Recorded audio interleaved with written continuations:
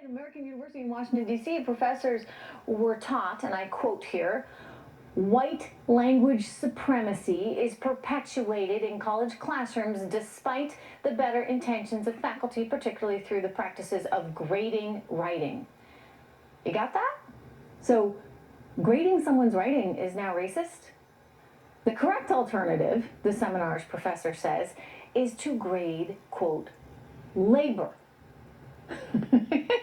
Unbelievable. Forget content, forget how you write, forget whether or not you can communicate and get your message across in the paper. It's how many hours you worked on it. Join me right now, the New Spirit Revival Center, Pastor Dr. Daryl Scott. Dr. Scott, Pastor Scott, welcome. It's good to see you again.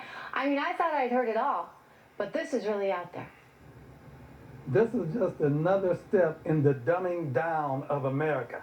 I mean, it's actually liberalism gone wild.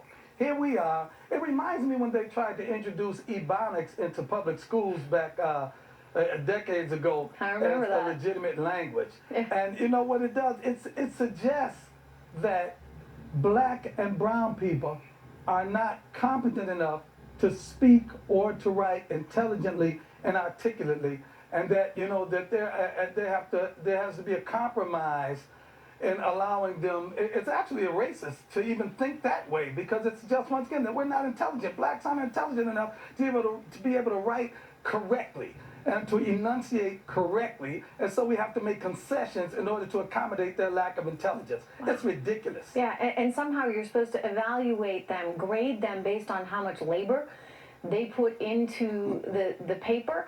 I mean, listen, I don't care if it took you 2 hours or if it took you 2 weeks. If you're a facile writer who can get your ideas across and it's a good paper, deserving of an A because of the content, because of the ideas, because of the language, it should get an A. Like, I don't care how much time you spend on it. If it's a lousy paper and you don't have a message and there's no content and nobody can understand it because nobody can read it because it's not written in proper English, that doesn't deserve the better grade. You know what? That whole effort argument is dumb, and I'll tell you why. Effort is involved in learning how to write correctly. There's effort involved in learning how to spell and to punctuate and to do all of that correctly. Believe me, I know. I got a first grader. We're going through this right now, sir. If you don't want to take the effort to learn how to do it right, I can't reward you for your lack of effort in doing it wrong. And this whole white language supremacy, wow, this is a whole nother can of worms right now. You better not talk correct, because if you do, I'll accuse you of white language supremacy and call you a white language racist. Wow. No, I mean, we laugh about it, but it's really crazy. I saw this story and I thought, my goodness, like, where are we heading? Where are we heading, Pastor Scott, if this is the MO now? Once again, it's liberalism run amok. It's, you know what it is? Somebody's thinking